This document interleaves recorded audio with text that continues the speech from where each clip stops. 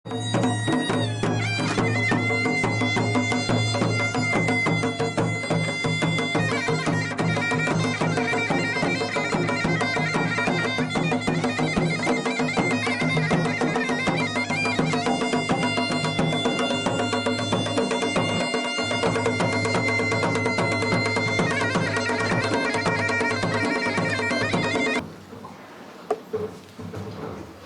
सबसे पहले तो मैं इस इमारत की जो देखभाल करते हैं उनसे निवेदन करना चाहता हूँ कि इस माइक को बदलवा दें। बहुत दुखी किया है। और अध्यक्ष महोदय, नवानी साहब, रोहित साहब, हमारे मित्र, तो जैसे कहा गया सब कुछ, वो तो नाटकों की भी पुरोधा है। और हमारी भट्ट जी को सुनिए, बहुत अच्छी कहानियाँ लिखती हैं। इनके बोलने पे मत जाइएगा, ये कहानियाँ बहुत अच्छी हैं। और बेंजवाल जी का तो जवाब नहीं है। कविता भी लिखती हैं, कहानी भी लिखती हैं, अच्छा बोलती भी हैं। ये सब गुण होने बड़ा मुश्किल है कि एक ही व्यक्ति में हो जाए। और भाई कांता के बारे में मैं क्या कहूँ, ये श्रेय जाता है इस चौहान जी को, जो जिन्होंने अभी कविता का पाठ किया। सुनीता जी मेरी पूर्व परिचित हैं और एक दिन हमारे घर आई और इनको लेके आए। और मैं सच कह रहा हूँ आपसे कि जब ये हमारे घर आई तो मुझे ऐसा लगा कि ठीक है, बहुत सारे लोग आते हैं और सबका हम स्वागत करते हैं और खुशी भी होती है कि कोई आया। लेकिन जब मैंने इनकी कविताएं पढ़ी तो मैं अपने आप में थोड़ा सा शर्मिंदा भी हुआ। शर्मिंदा इस अर्थ में हुआ कि मैंने सोचा था ठीक है, आजकल क्या है, आजकल कविता लिखना बहुत सरल हो गया और कवियों ने ही कविता का पलटाधार किया, इसमें कोई शक नहीं। सभी कवियों ने किसी भी भाषा का, वो बड़ी असावधानी हो गई कविता के बारे में। जिसको देखो वही कहता मैं कविता लिख रहा हूँ, गजल लिख रहा हूँ, मैंने तो बहुत अच्छी पुष्टि होती है, लेकिन उसमें होता क्या है। तो जब मैंने देखा कि यार मैं कैसे नहीं जानता हूँ इस कवि को, मैं कवियत्री नहीं कहूँगा, कवित्री होता ही नहीं शब्द। ये अंग्रेजी में जब पोएटेस आया, मैं यहाँ तो दादाराम जी बैठे हुए हैं, अभी भी मैं अंग्रेजी विद्यार्थी नहीं, मैं संस्कृत का विद्यार्थी हूँ। जब पोएटेस शब्द आया, पोएट और पोएटेस, तब दो शब्द हिंदी में भी चले, कवि और कवित्री।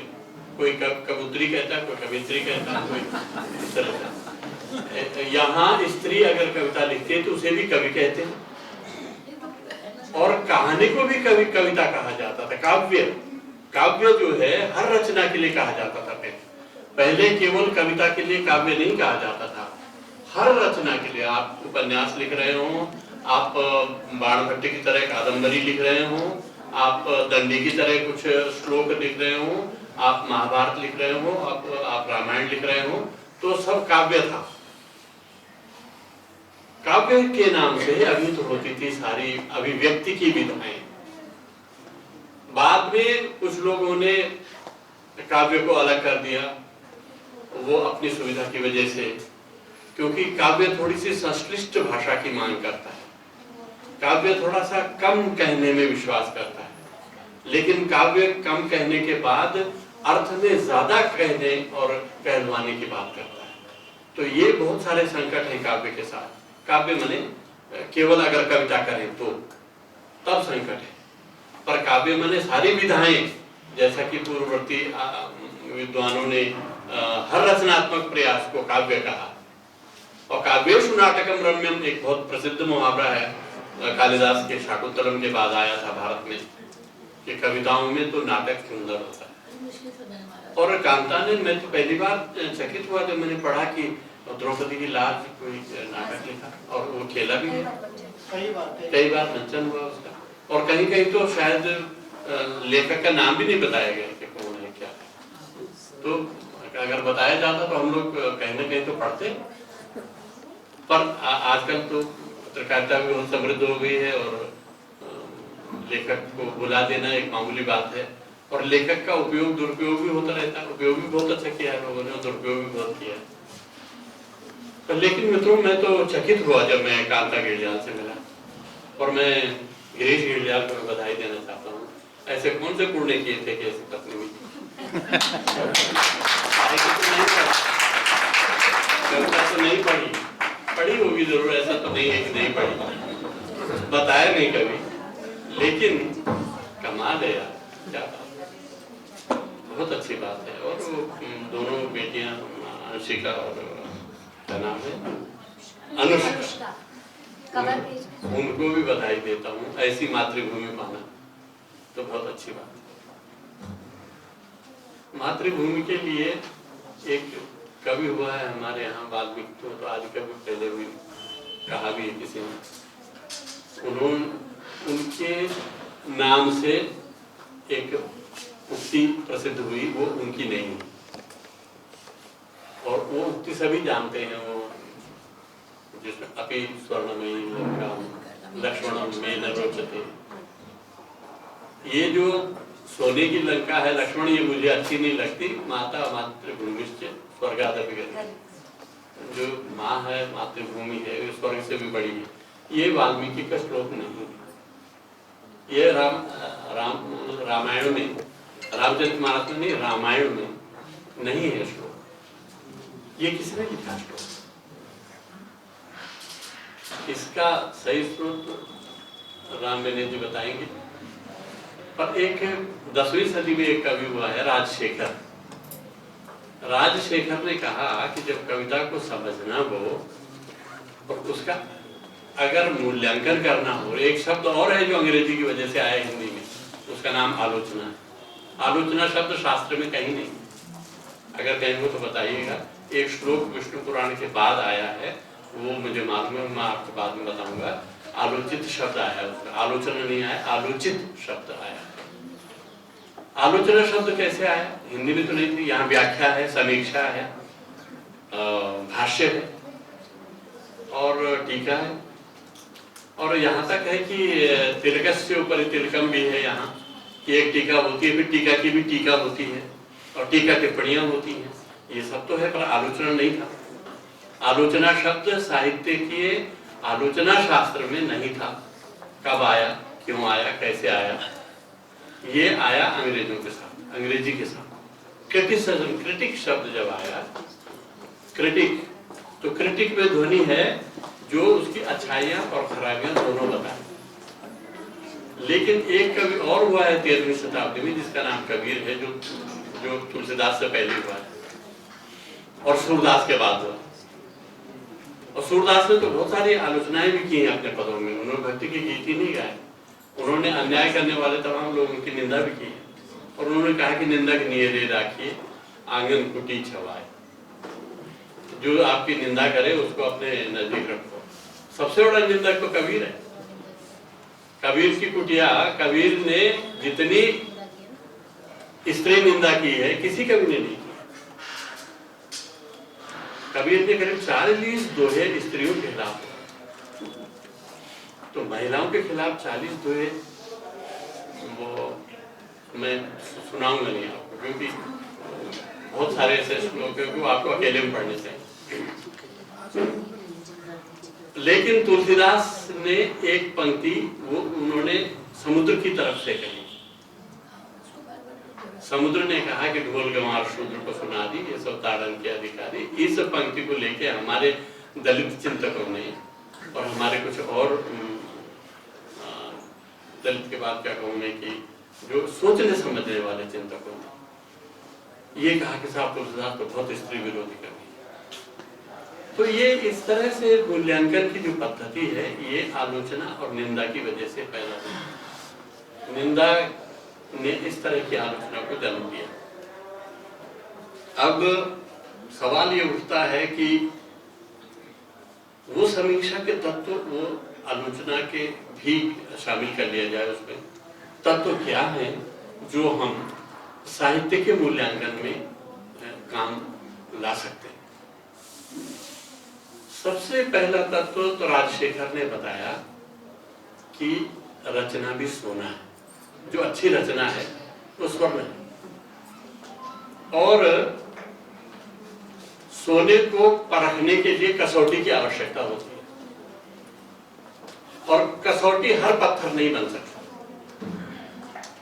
आपको मालूम ही होगा कि अगर हम अपना सोना ले जाकर के बाहर जो आंगन में पत्थर बिछाए हुए हैं उन पे घिसने लग जाए, सारा सोना गिर जाएगा, घिस जाएगा, और आपको पता नहीं लगेगा कि सोना ठीक है कि नहीं है।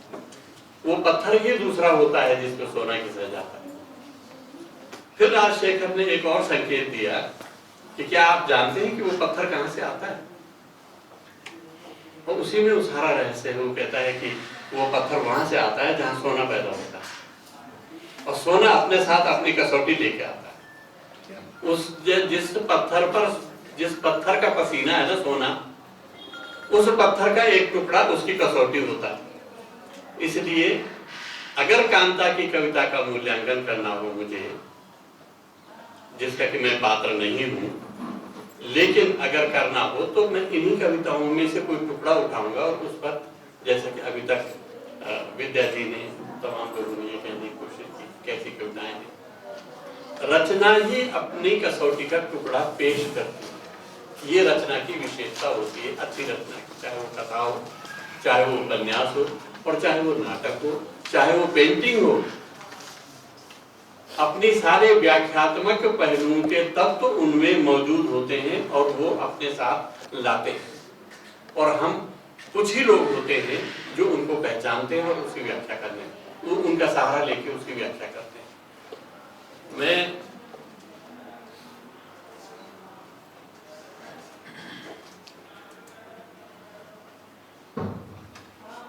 चाहता हूं कि कांता की कविता पर केंद्रित होकर थोड़ी दो एक बातें और कहूं। वो ये कि मुट्ठी भर रंग मुझे थोड़ा सा अधूरा लगा ये शीर्षक, और अधूरा इसलिए भी लगा कि मुट्ठी भर रंग पर्याप्त नहीं है, लेकिन शायद कांता का आशय ये नहीं है कि मुट्ठी भर रंग, मतलब कम से कम मुट्ठी भर रंग तो होना ही चाहिए। और फिर सवाल ये है कि सारे रंग मुट्ठी मुट्ठी भर होता तो कितना अच्छी बात, और हर मुट्ठी में एक रंग हो तो और भी सुंदर बात है। 100 कविताएं हैं इसमें, मैं चूंकि भूतपूर्व अध्यापक भी रहा हूं, मैं 100 नंबर में से 100 नंबर देता हूं इन कविताओं।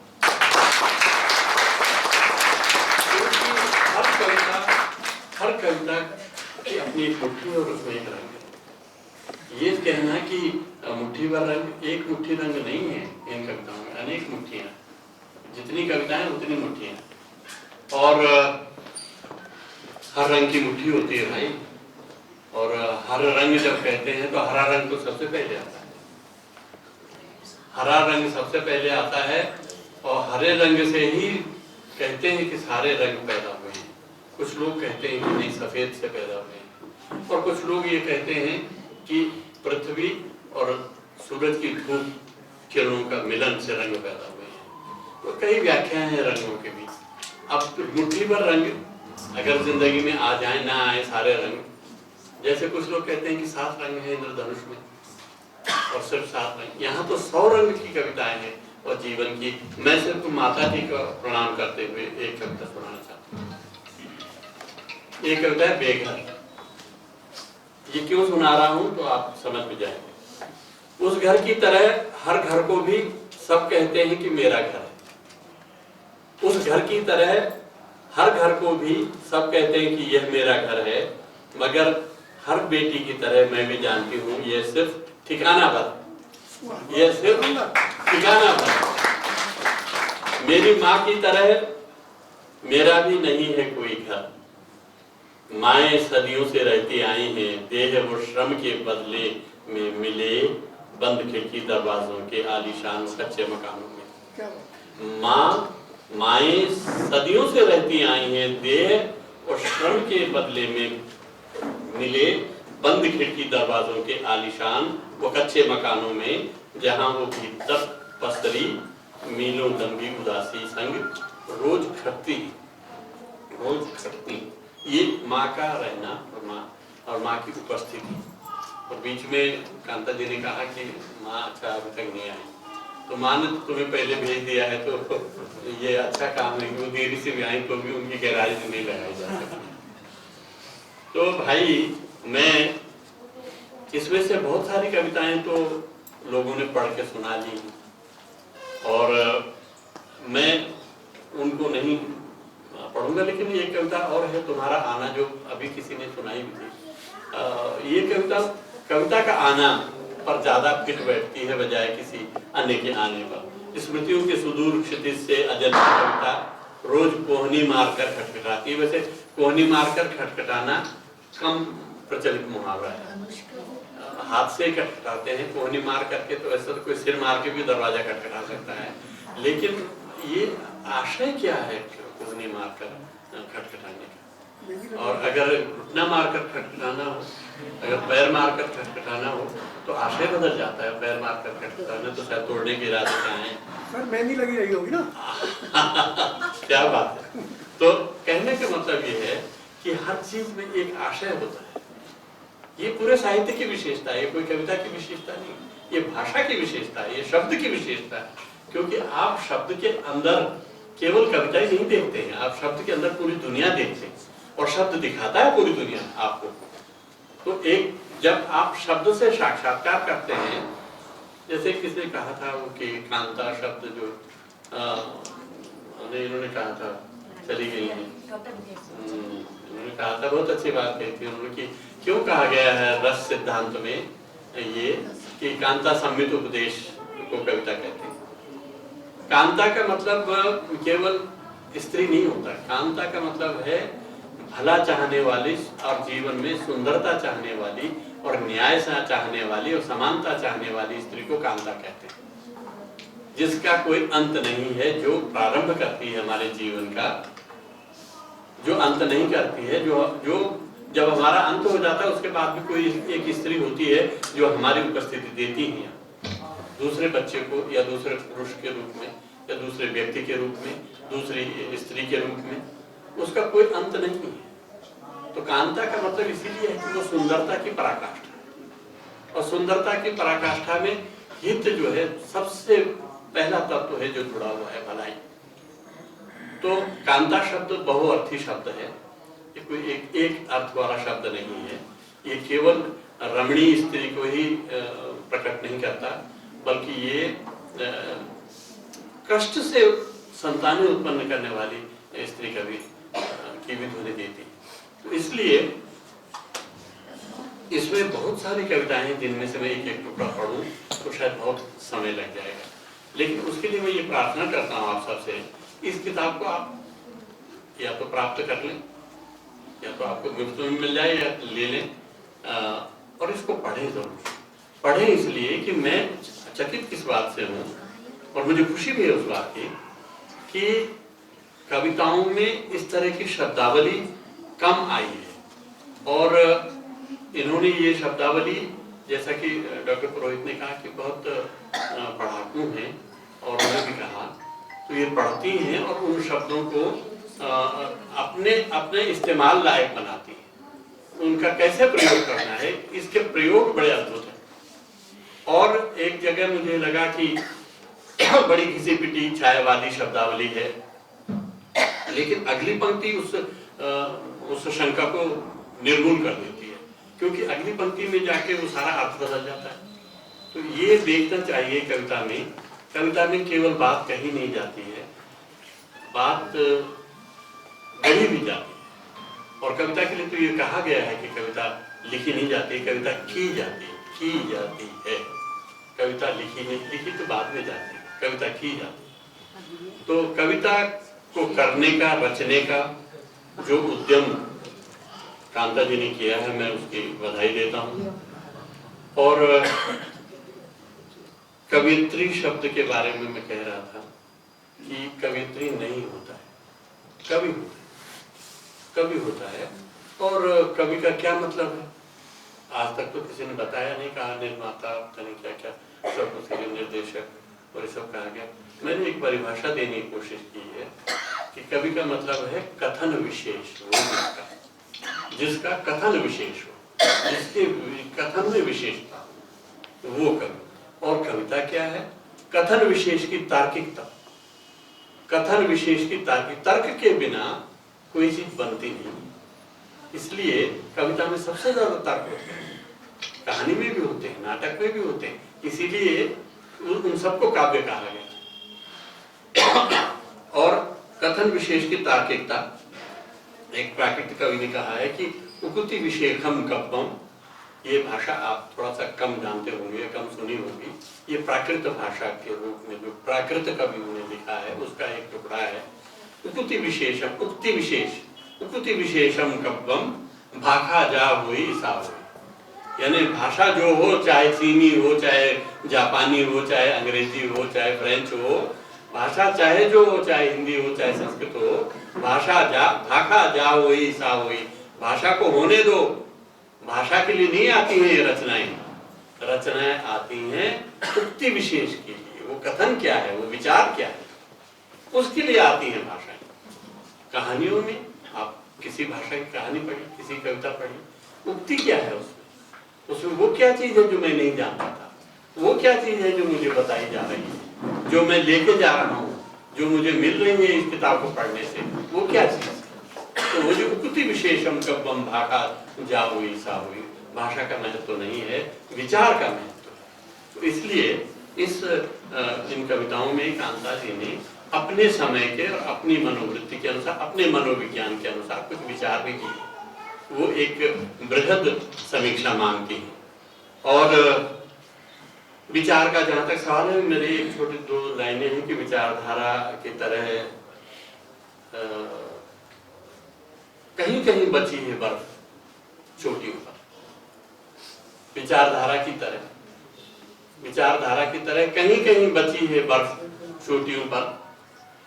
तो विचारधारा की तरह कहीं कहीं बची है बर्फ चोटियों पर, विचारधारा के बिना भी ठंड की तानाशाही कायम है।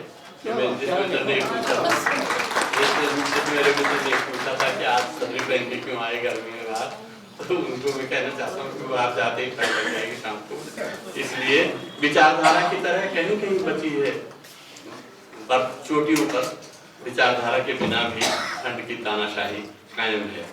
तो इसके बाद मैं ये कहना चाहूंगा कि ये दो प्रस्तोता इस किताब के हैं, दो सूत्रधार कह लीजिए या इसकी भूमिका लिखने वाले। एक तो डॉक्टर पुरोहित, और डॉक्टर पुरोहित को मैं बता दूं और आपको भी बता दूं कि पुरोहित माने पंडा पुजारी नहीं होता है और पंडित भी नहीं होता। ऋग्वेद में इसका सबसे पहला इस्तेमाल हुआ है, अग्निमीडो पुरोहिता।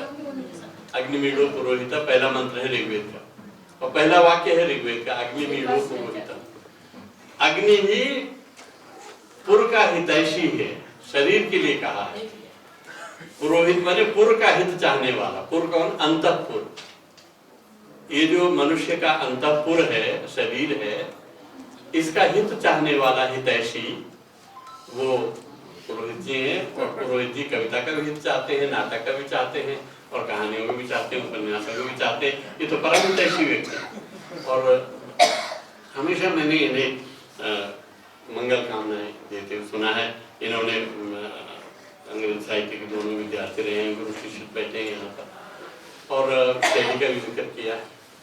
शैली में केवल रोमांटिसिज्म नहीं था, शैली में जो यूरोप में जब रोमांटिसिज्म का आंदोलन चला साहित्य में, जैसे यहाँ बहुत सारे आंदोलन चले हैं साहित्य में, वैसे यूरोप में जब रोमांटिसिज्म का आंदोलन चला तो वह स्थापित कविता के विरुद्ध चला।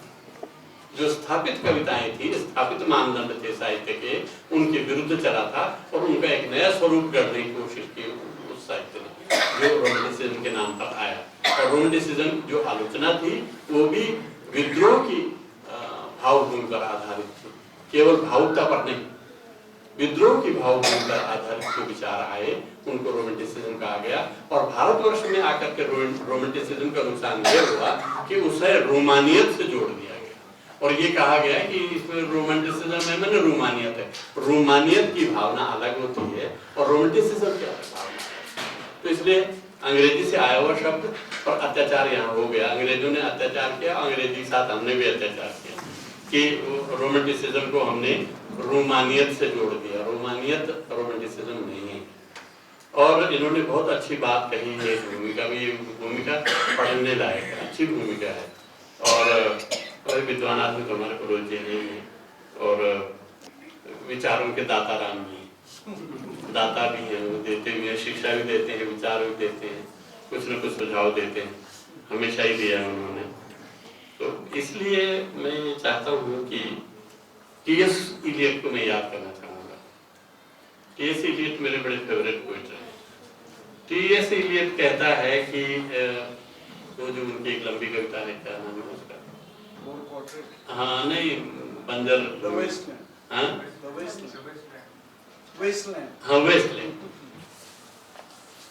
उसमें उन्होंने कहा कि भाई बूढ़ा गिद्ध पंख क्यों फैलाए, उसका अनुवाद इस तरह से कर रहा हूँ कि बूढ़ा गिद्ध है, पंख क्यों फैलाए। इसका मतलब अभी उसमें जिंदगी शेष है, वो पंख फैला रहा है, वो फिर से उड़ना चाहता है, वो यात्रा करना चाहता है, वो फिर से जाना चाहता है अपने लक्ष्य की ओर। तो ये उन्होंने अपने लिए भी इशारा किया है कि मैं, मेरी तरह वो बूढ़े हो गए होंगे उस समय, तो उन्होंने कहा कि फिर भी मैं पंख फैलाने की इच्छा रखता हूं, बूढ़ा गिद्ध पंख क्यों फैलाए। और फिर ये एक बहुत अच्छी उक्ति है उसमें कि वो जो मेरी हालत वो हो गई है कि मैं अपने में नयापन लाने के लिए मैं अपना पजामा उल्टा करके खुद पहन रहा हूँ, मैंने अपनी पतलून को उल्टा करके मैं पहन के दिखा रहा हूँ लोगों की मैंने नए कपड़े पहने, मैं इतना नया हो गया हूँ। मैंने बहुत सारी चीजें ये रोमांटिसिज्म में आता है, लेकिन इसमें कितना विरोध है, कितना विद्रोह छिपा हुआ है इन पंक्तियों। तो जो तुलना आपने की है, बहुत अच्छी तुलना की है आपने शैली वगैरह से, और टी.एस. इलियट का नाम नहीं लिया आपने, वो मैं ले रहा हूँ। पर ये कहने का अभिप्राय मेरा है कि लिखने की और जीने की दो जिजीविषाएं दो प्रकार की होती है, एक लिखने की, एक जीने की। आप जीते हैं पर आप पढ़ते लिखते नहीं। तो जैसे नेरुदा ने कहा ना कि उसी दिन मर गए आप जिस दिन आपने यात्राएं बंद कर दी, जिस दिन आपने कोई किताब नहीं पढ़ी, जिस दिन आपने किसी के बारे में कुछ अच्छा नहीं सोचा, उसी दिन आप तो उसी दिन मर चुके थे। ये तो केवल सूचना मात्र है जिस दिन आपने अपना शरीर छोड़ना है कि साहब हमारा जो गोल है वो हमने छोड़ दिया। अरे आप तो मर चुके थे क्योंकि आपने अखबार तक नहीं पढ़ा पूरा, किताब तो छोड़ी, अखबार भी आपने देखा नहीं कि क्या। जो शेयर मार्केट वाले हैं वो शेयर का पेज देखते हैं, जो क्रिकेट खेलते हैं वो क्रिकेट का पेज देखते हैं, जो फिल्में देखते हैं वो फिल्मों को देखते हैं, बाकी सारी चीजें नहीं। सारी चीजें जब समग्रता में देखी जाएंगी तो पूरी जिंदगी समझ में आएगी। इसलिए भाई जिन्होंने कवित्री शब्द इस्तेमाल किया वो अगर सुधार ले अपने को और सबको कवि कहना शुरू कर दे। एक आग्रह तो मेरा मान लिया यहाँ के लोगों ने कि भाई लोकार्पण बोलो, ये विमोचन मत बोलो। आज भी किसी ने विमोचन बोला था, पर मैं बहुत सोचा कि मैंने इन्होंने सुना नहीं होगा शायद, तो मेरा आग्रह था कि लोकार्पण होता है, पाठकार्पण करो ना, किताब है तो पाठकार्पण करो, और ब्रिज है, सड़क है तो लोकार्पण करो, है ना। हम एक किताब सौंप रहे हैं। आज कांता जी ने एक बहुत अच्छी बात कही कि मैं आज तीसरी बेटी को जन्म देने का सुख महसूस कर रहा हूँ, पर मैं इसको पलटना चाहूंगा। इस बात तीसरी बेटी बहुत अच्छी बात। मैं तो ये कह रहा हूँ कि कांता जी का नया जन्म हुआ है इस किताब के रूप में, ये इनका पुनर्जन्म है, ये इनका पुनर्जन्म है। और तीसरी बेटी हो ना हो अलग बात है, मैं कह रहा हूँ कि पुनर्जन्म है कि लेखक का, कवि का पुनर्जन्म है ये। इस पुनर्जन्म की मैं आपको बधाई देता हूँ, क्योंकि ये वैचारिक पुनर्जन्म, ये आपने खुद कमाया है, ये माँ बाप ने नहीं दिया। माँ बाप ने जन्म दिया, विचार नहीं दिया। विचार तो व्यक्ति खुद अर्जित करता है, खुद संग्रहित करता है। और कविता का सबसे बड़ा काम है, एक चीज और कहना चाहूंगा कि अभी जब मैं आया तो मुझे नीचे दरवाजे पे मिल गई कांता जी, तो बड़ा मैं पहचान नहीं पाया, बड़ा स्मार्ट लगने सुंदर, तो वह है नहीं पर आज कुछ छिलके थी। तो मैंने कहा भाई वाह कमाल है, आज तो क्या हो गए। और इसका श्रेय तो जाहिर है कि गिरीश जी को जाता है। और हर पति को ये सुनना ही पड़ेगा और सुनना भी चाहिए। पर मैं कहना ये चाहता था कि जो आप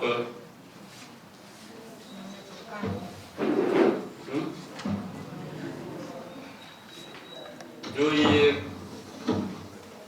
टेढ़ी मेढ़ी लिखने से लोग कहते हैं तो कविता हो गई, ये बहुत खतरनाक बात है। आप अखबारों में विज्ञापन टेढ़े मेढ़े पढ़ते हैं नहीं पढ़ते? क्या वो कविता है? सीधे सीधे भी लिखा होगा तो कविता तो कभी काव्य तत्व तो मरता नहीं है। वो एक कहानी का वाक्य भी हो सकता है, एक कहानी में आया हुआ वाक्य भी हो सकता है। वाक्य कहाँ आया, कैसे आपने इस्तेमाल किया उसको, वो उसकी उम्र बढ़ा देता है। कालिदास का शाकुंतलम नाटक में एक शकुंतला की सखी है प्रियंवदा और दूसरी क्या है? अनसुया।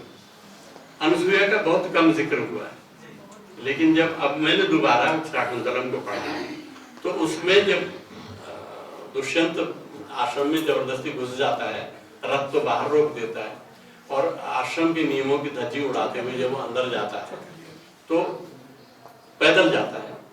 इससे वो सखी बहुत प्रसन्न होती है कि है तो सभ्य आदमी, आया तो रथ से, पर रथ बाहर ही रोक लिया। अच्छा, वो जानते नहीं थे कि राजा है, ये तो बाद में पता लगा कि ये किंग है इक्ष्वाकु वंश का। तो वो कहती है वहां आश्रम की दूसरी महिला से, और उससे भी जब वो अंदर जाता है उसको खाद्य अर्घ्य वगैरह दिया जाता है, स्वागत किया जाता है। एक बड़ा सुंदर प्रसंग है वहां पर। उस लड़की का जो डायलॉग कालिदास ने रचा है वह कमाल कमाल है। कैसे रचा होगा? मतलब जब वो अंदर जाता है राजा, उसको आसन दिया जाता है तो वो समझने नहीं, वो एक आदमी आया हमारे, हम उसका स्वागत कर रहे हैं। वो कह रही है कि आपकी लंबी भुजाएं देखकर तो मुझे मालूम हो रहा है कि जैसे किले की जो मुख्य द्वार को बंद करने वाली अर्गला होती है, आगल जिसको गढ़वाली में कहते हैं, जो मुख्य दरवाजे का जो द्वार बंद करने की आगल होती है वो लंबी होती थी। एक छेद में डाली जाती तो दूसरे छेद तक उसको लंबा रखते थे, उसमें डालते थे। तो आपकी लंबी भुजाएं तो बता रही है कि किसी किले की अर्गला तो आपने खोली और लगाई है, कुछ आपने मतलब संकेत कर रही है कि आप किसी बड़े घर से। और फिर कहा कि मुझे एक चीज का बड़ा आश्चर्य हो रहा है कि ये आपके साथ जो वैभव दिख रहा है मुझे, ये भी बताता है कि कुछ वैभवशाली है आप। वैभव क्या है? कुछ नहीं होता, आया है नंगे पांव आया है और बैठ गया है वहां, आसन जो दिया है। बट उसकी जो भावना है, उसके जो व्यक्त करने का तरीका है, वो कहना ये चाहती है कि भाई साहब हैं तो आप सब तमीजदार और सब आदमी, पर भीतर कैसे आ गया? कहना वो ये चाह रही है। और कहती है 2-3 सेंटेंस और उसमें ध्वनि है कि मतलब अब बेइज्जती करने वाली है, लेकिन उसने वैसा कुछ नहीं किया। तो उसने कहा हाँ, लगता तो ऐसा है कि बहुत बड़े किले में कहीं कोई बड़ी लंबी अर्गला खींचने वाले और लगाने वाले हाथ हैं, आप छोटे मोटे हाथ नहीं, आप बड़े बड़े सुंदर हैं, बड़ा वैभव है। तो तब वो फिर कहता है कि हाँ, मुझे इक्ष्वाकु वंश का राजा हूँ। तो बहुत अच्छी बात है, तो बहुत ही अच्छा। फिर कर्णो कहता है तीर्थ यात्रा से आने के बाद कि मेरी मति मारी गई, किसी पिता की मति इस तरह न मारी जाए जैसे मेरी मारी गई कि मैं चला गया तीर्थ यात्रा और घर में जवान लड़की बैठी और तीर्थ यात्रा पे चला गया, लेकिन मेरा भाग्य तो देखो, मेरा भाग्य तो देखो कि मेरे हाथ से, मेरे बिना हाथ के कोई आहुति उसी कुंड में गिरी जहां गिरनी चाहिए। मेरी बेटी ने राजा का चयन किया, यद्यपि वो उनकी बेटी नहीं है, लेकिन कहने का मतलब ये है कि जो सृष्टा होते हैं, जो रचयिता होते हैं, आंखों के आगे धुआं होते हुए, हाँ, वो सही जगह। मैं उस जजमान की तरह हूँ जो हवन करा रहा पंडित जी से और उसकी आंखें मुनी हुई है धुएं से, और सही जगह आहुति डाल रहा है, तो मेरी आहुति भी सही जगह गई है। इसके लिए मैं भगवान को और भाग्य को धन्यवाद देता हूँ। इस तरह से जो वाक्य रचते हैं कवि, वो किस पीड़ा से पैदा होते हैं? वो अपने जीवन की पीड़ा से, अपने जीवन की तकलीफों से, दूसरे के जीवन की तकलीफों, दूसरे के जीवन में प्रवेश करना कवियों को आना चाहिए। और इसमें कांता को मैं इस बात की बधाई देना चाहता हूँ, इसमें अनेक ऐसी कविताएं हैं जिसमें कांता ने कायांतरण किया है, दूसरे की लाइफ में, दूसरे के शरीर में जाकर के उस पीड़ा को और उस अनुभव को व्यक्त करने की चेष्टा, उसको पाने की चेष्टा, ये बड़ी बात है। ये बरकरार रहे भाई को भी, और अच्छी बात है। तुमने एक जगह कहा भी है और उन्होंने भी कहा था कि नजर चारों तरफ रहनी चाहिए, कोई हमारी बात सुन तो नहीं रहा। तो ये स्त्रियों के संदर्भ में कहा है तुमने कि पुरुष अक्सर स्त्रियों के बारे में बातचीत करते हैं, तो शायद स्त्रियां भी पुरुषों के बारे में करती होंगी। तो ये जो एक जिज्ञासा को रचने की स्थिति और पकड़ने की स्थिति और समझने की स्थिति है, ये बरकरार रहनी चाहिए। ये रचनात्मक तत्व, ये अच्छी बात है। और बड़ी सफलता से और बड़ी चतुराई से आपने इन कविताओं में उन सब चीजों का इस्तेमाल किया। प्रेम का भी उतने ही चातुर्य से इस्तेमाल किया। उतने प्रेम के बारे में तो मैं क्या बताऊं, मेरी किताब का नाम ही है जितने लोग उतने प्रेम।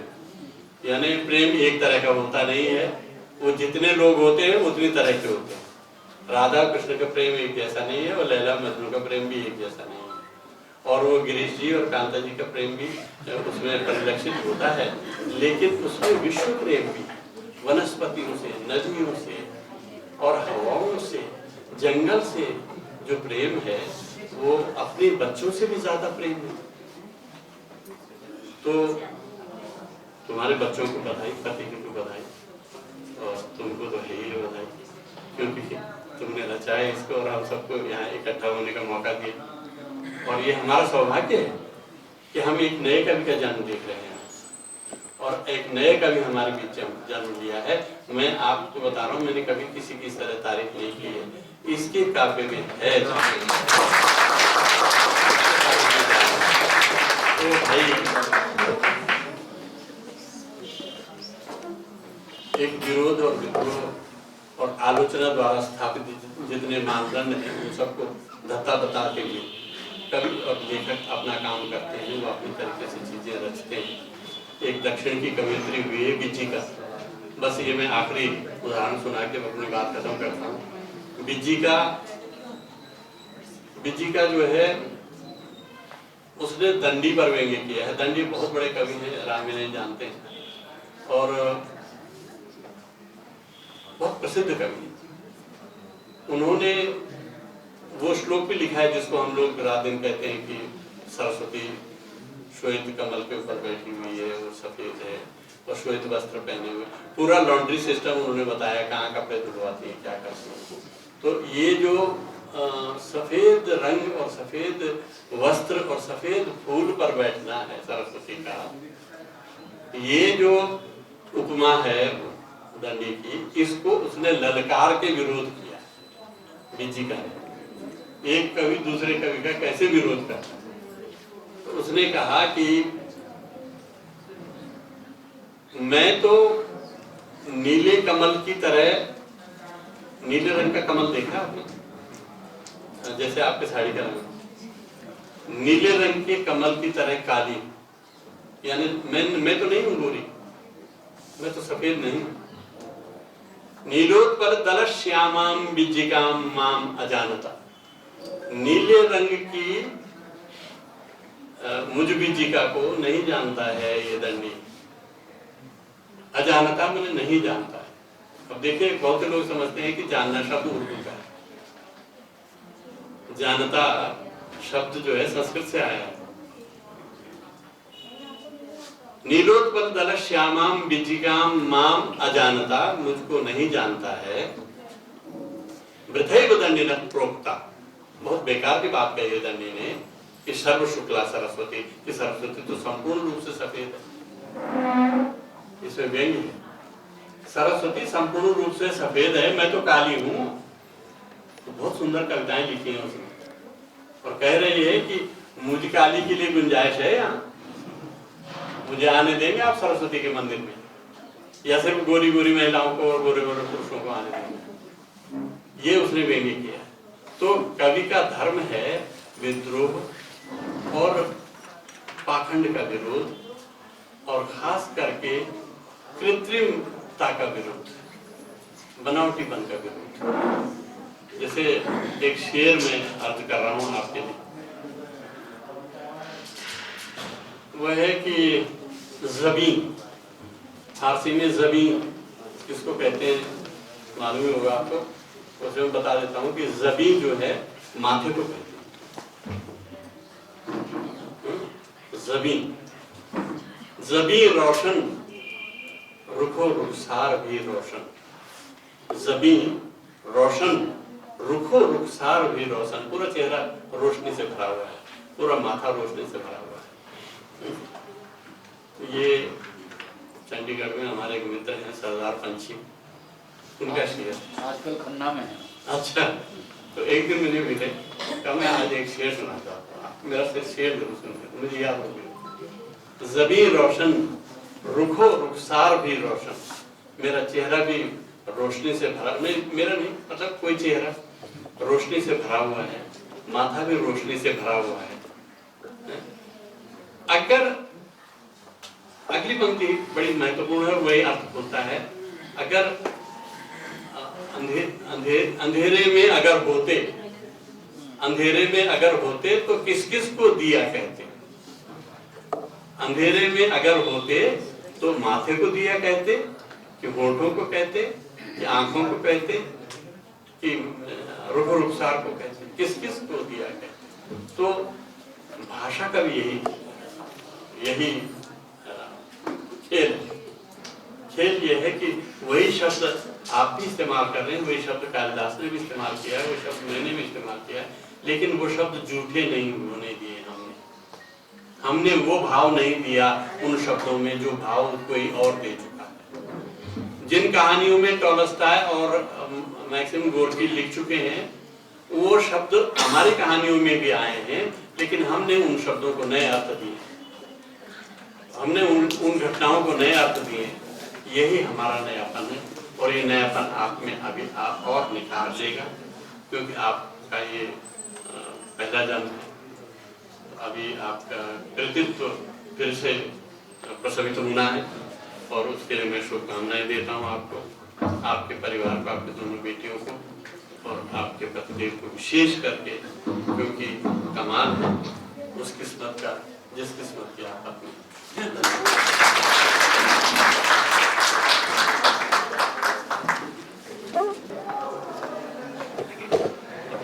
संवेदनशील होता है, उसके भीतर रचनात्मकता जन्म लेती है, तो एक अच्छे और सुंदर दुनिया के निर्माण के लिए जो वो सोचता है, जो लिखता है, जो अभिव्यक्त करता है, वो उस कवि का धर्म है।